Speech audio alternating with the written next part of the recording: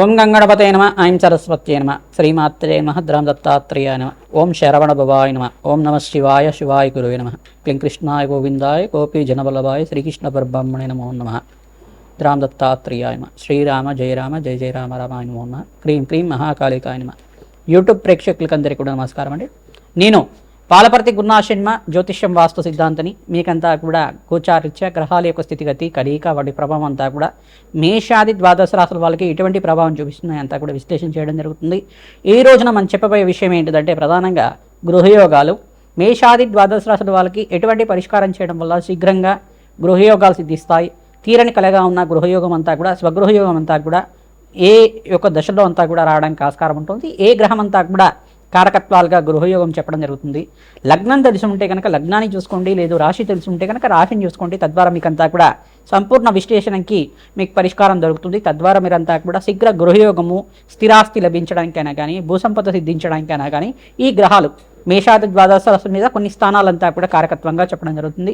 ప్రధానంగా అంగారకుడు గృహయోగానికి కారణంగా చెప్పడం జరుగుతుంది. ప్రధానంగా భూసంపద సిద్ధించాలన్నా, స్థిరాస్తి లభించాలన్నా, భూసంపదమైన వ్యాపారాలు చేయాలన్నా, ప్రధానంగా గృహయోగం సిద్ధించాలన్నా జాతకరీత్యా మనకి చతుర్థ స్థానం కేంద్రంగా చెప్పడం జరుగుతుంది. మరియు దశమ స్థానము, నవమ స్థానం కేంద్రంగా చెప్పడం జరుగుతుంది. ప్రధానంగా దశమ స్థానం అంతా కూడా రాజయోగ కారణంగా చెప్పడం జరుగుతుంది. నవమ స్థానం అంతా కూడా పితృస్థానము, పూర్వపుణ్యస్థానం అని చెప్పేసి చెప్తుంది. ప్రధానంగా పూర్వీకుల నుంచి వచ్చిన స్థిరాస్తి కానీ, పూర్వీకుల నుంచి తరతరాలుగా వచ్చిన గృహయోగం కానీ అది ఇవన్నీ కూడా మీకు సంక్రమించడం కానీ జరుగుతూ ఉంటుంది. తద్వారా మీకు ఈ యొక్క గృహయోగానికి అంతా కూడా స్థిరాస్తి లభించడం కానీ, స్వగృహం కొనుక్కోవడం కానీ, అమ్మడం కానీ చేయడం కానీ ఈ యొక్క గ్రహకారకత్వాలుగా మీకంతా కూడా ఈ యొక్క స్థిరాస్తి లభిస్తుంది మరియు గృహయోగం లభిస్తుంది అంతా కూడా సంపూర్ణంగా విశ్లేషణ చేసి మీకు పరిష్కారం చెప్పడం జరుగుతుంది.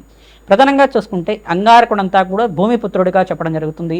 మరియు భూమిపుత్రుడంతా కూడా ఈ భూమికి అధిష్టాన దేవతగా ఈ యొక్క పృథ్వీనంతా కూడా పరిపాలించే విధంగా ఉంటారు. ప్రధానంగా చూసుకుంటే ఈ యొక్క మహారాజు అధిపత్యం రావాలన్నా కానీ, ప్రధానంగా రాజ్యయోగం రావాలన్నా, విపరీత రాజయోగాలు రావాలన్నా గృహయోగం సిద్ధించాలి, స్థిరాస్తి లభించాలి, ప్రధానంగా భూసంపద ఎక్కువగా ఉండాలి.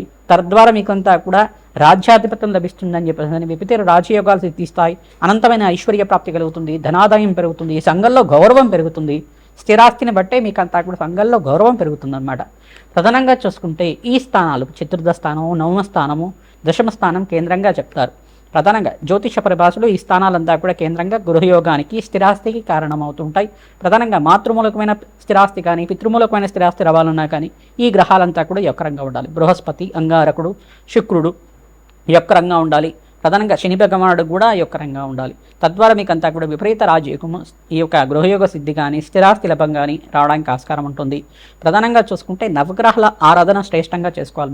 మేషాది ద్వాదశ రాశుల వల్ల మీరంతా కూడా నవగ్రహ ఆరాధన ప్రతినిత్యం కూడా ఆచరించడం వల్ల నవగ్రహ దేవాలయంలో ప్రధానంగా మీరంతా కూడా ప్రతిరోజు ప్రదక్షిణాలు చేయడం, 11 ప్రదక్షిణ కానీ, 24 ప్రదక్షిణాలు కానీ, 27 ప్రదక్షిణలు కానీ, ఆవునేతో దీపారాధన చేయడం నవగ్రహాల దగ్గర అంతా కూడా తరచుగా చేసుకుంటూ ఉంటే కనుక తీరని కలగా ఉన్న గృహయోగం, స్వగృహయోగం అంతా కూడా సిద్ధించడానికి ఆస్కారం ఉంటుంది.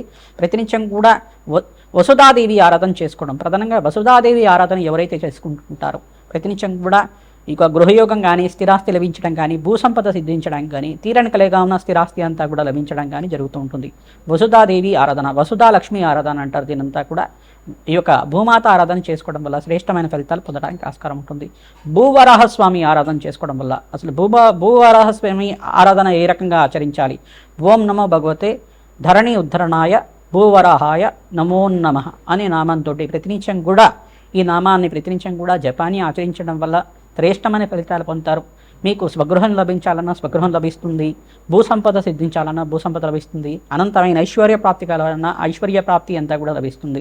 ప్రధానంగా ధార్మికమైన అర్చన, ప్రధానంగా ధర్మ అర్చన చేయడానికి ఆస్కారం ఉంటుంది. భూవరాహస్వామి ఆరాధన చేయడం వల్ల శీఘ్రంగా కోరిన కోరికలంతా కూడా ధర్మపదమైన కోరికలన్నీ కూడా తీరడానికి ఆస్కారం ఉంటుంది.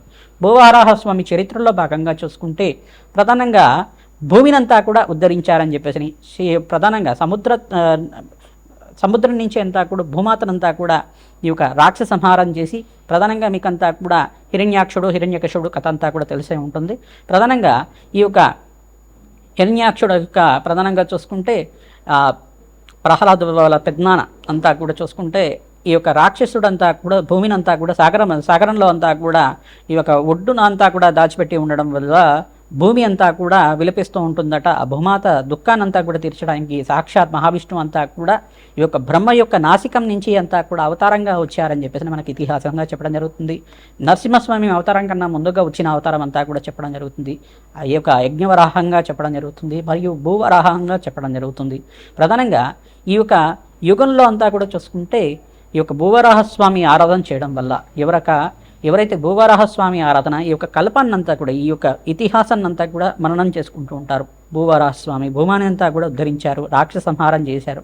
తద్వారా భూమినంతా కూడా ఉద్ధరించి ప్రాణకోటినంతా కూడా రక్షించారు. మహావిష్ణువు ఆరాధనలో భాగంగా ఈ యొక్క చరిత్రనంతా కూడా ప్రతినిత్యం కూడా మననం చేసుకోవడం.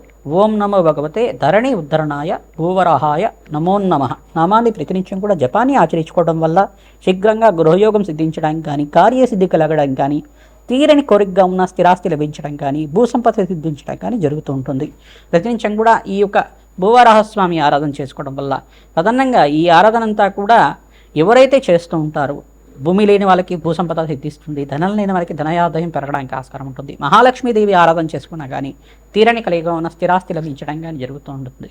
ప్రధానంగా మహాలక్ష్మీదేవి ఆరాధన ఈ యొక్క పుష్పాలతో ఆరాధన చేసుకుంటూ ఉండాలి. ప్రధానంగా తామర పూలతో కానీ, మల్లెపూలతో కానీ, ప్రధానంగా చూసుకుంటే ఈ యొక్క మందార పుష్పాలతో అయినా కానీ ఆచరించుకోవడం వల్ల శీఘ్రంగా స్థిరాస్తి లభించడానికి ఆస్కారం ఉంటుంది. ప్రధానంగా ఆవునితో దీపారాధన చేసి బెల్లం పరవాణాన్ని నివేదన చేయడం వల్ల శీఘ్రంగా మీకంతా కూడా స్థిరాస్తి లభించడానికి కానీ, గృహయోగం సిద్ధించడానికి కానీ ఆస్కారం ఉంటుంది. ఈ యొక్క పూర్వీకుల నుంచి వచ్చే స్థిరాస్తి లభించడం కానీ ఆస్కారం ఉంటుంది. ప్రధానంగా మేషాది ద్వాదశ రాశుల వాళ్ళు మేము చెప్పే పరిష్కారం అంతా కూడా సంపూర్ణంగా ఆచరించండి. తద్వారా మీకంతా కూడా ఈ యొక్క గృహయోగము స్థిరాస్తి అంతా కూడా లభించడానికి ఆస్కారం ఉంటుంది. ఈ వీడియో అంతా కూడా చూడండి, లైక్ చేయండి, సబ్స్క్రైబ్ చేయండి. తద్వారా మీకు మంచి పరిష్కారం దొరుకుతుంది. మీలాంటి వాళ్ళకి అందరికి కూడా మీ మిత్రులు కానీ, స్నేహితులు కానీ, బంధువులకు కానీ అందరికి కూడా చేరవేస్తే కనుక వాళ్ళకు కూడా మంచి ఫలితాలు పొందడానికి ఆస్కారం ఉంటుంది. మాకంతా కూడా సహకారం అందించడం వల్ల మీకంతా కూడా అష్టైశ్వర ప్రాప్తి కలుగుతుంది. జగన్మాత అనుగ్రహం వల్ల మీ కోరికలంతా కూడా ధర్మపదమైన కోరికలంతా కూడా తీరాలని చెప్పి అష్టైశ్వర ప్రాప్తి కలగాలి, స్వగృహ సిద్ధించాలని చెప్పి ఆశీర్వాదం చేస్తున్నాం. తులారాశి జాతకులకి జాతకం తెలిసి ఉంటే కనుక లగ్నాన్ని చూసుకోండి, లేదు రాశి తెలిసి ఉంటే కనుక రాశిని చూసుకోండి. ప్రధానంగా చూసుకుంటే మీకు ధనాదాయం పెరగాలన్నా, గృహయోగం సిద్ధించాలన్నా, స్థిరాస్తి లభించాలన్నా మీకు ప్రధానంగా ఈ గ్రహాలు కారకత్వం అవుతూ ఉంటాయి.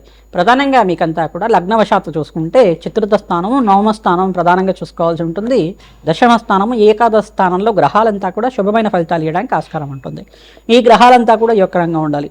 ప్రధానంగా శుక్రుడు మరియు అంగారకుడు, తర్వాత శని భగవానుడు, ఇక్కడ బుధ భగవానుడు మరియు బృహస్పతి అంతా కూడా యోగకరంగా ఉండాలి. జాతకరీత్యా మీకంతా కూడా స్థిరత్వం లభించాలి, గృహయోగం సిద్ధించాలని గ్రహాలు కారకత్వం అవుతుంటాయి.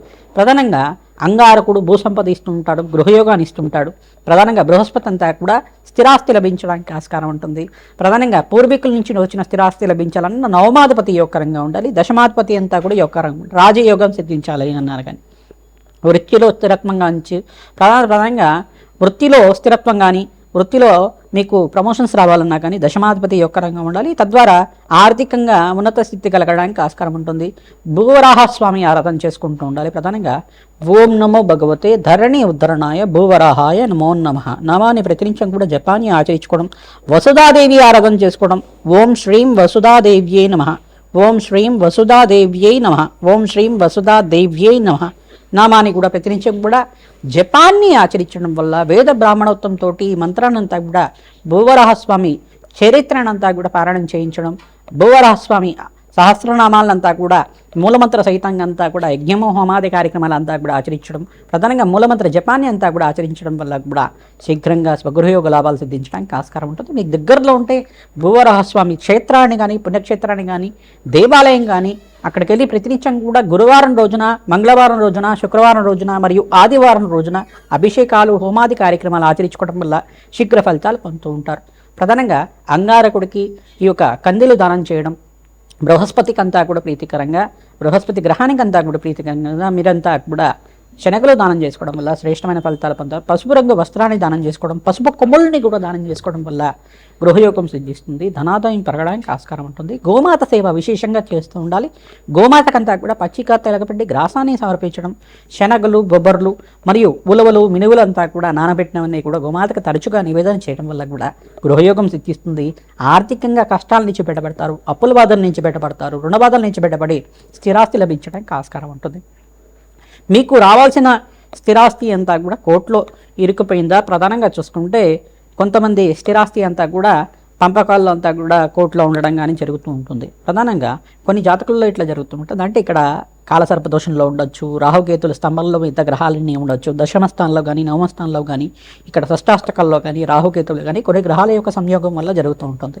ఈ కోర్టు బాధల నుంచి బయటపడడానికి ప్రతినిత్యం కూడా మీరు వరాహస్వామి ఆరాధన చేసుకోవడం, భువరాహస్వామి ఆరాధన చేసుకోవడం, ప్రధానంగా వారాహీదేవి ఆరాధన చేసుకున్నా కానీ శత్రు బాధల నుంచి బయటపడడానికి ఆస్కారం ఉంటుంది.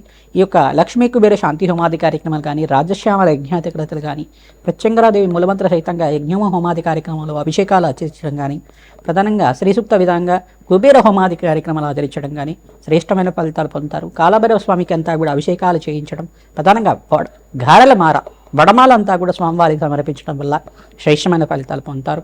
ప్రధానంగా కాలభైరవ స్వామి దేవాలయంలో మీరంతా కూడా ఈ యొక్క ప్రదోష కాలంలో అంతా కూడా కూష్మాండ దీపాన్ని వెలిగించి అక్కడ కాలభైరవ అష్టకాన్ని కానీ సహస్రనామాన్ని కానీ ఆచరించడం వల్ల శ్రేష్టమైన ఫలితాలు పొందుతారు. శీఘ్ర గృహయోగము, స్థిరాస్తి లభించడానికి ఆస్కారం ఉంటుంది. దశానాథుడు యొక్కరంగా ఉండాలి. గోచారిత్య ఈ గ్రహాలంతా కూడా యొక్కరంగా ఉండాలి. ప్రధానంగా శని భగవానుడికి తైలాభిషేకం చేయించి తిలలు దానం చేయడం, క్రమేపీ అంతా కూడా శనీశ్వరుడికంతా కూడా మూలమంత్ర జపాలు, శుక్రుడికి మూలమంత్ర జపాలు, అంగారకుడికి మూలమంత్ర జపాలు, బృహస్పతికి మూలమంత్ర జపాలు, బుధ భగవానుడికంతా కూడా మూలమంత్రాల జపాలు చేయించడం వల్ల మీకంతా కూడా అష్టైష్ ప్రాప్తి కలుగుతుంది, ధనాదాయం పెరుగుతుంది. మహాలక్ష్మీదేవి ఆరాధన తామర పూలతోటి, తులసి దళాలతోటి, మారేడు దళాలతోటి అంతా కూడా ఆచరించడం వల్ల అష్టైష్ ప్రాప్తి కలుగుతుంది, స్వగృహయోగ ప్రాప్తి కలుగుతుంది, స్థిరాస్తి లభిస్తుంది, భూసంపద లభిస్తుంది, అష్టైష్ ప్రాప్తి కలుగుతుంది. శ్రీమాత్రే నమః.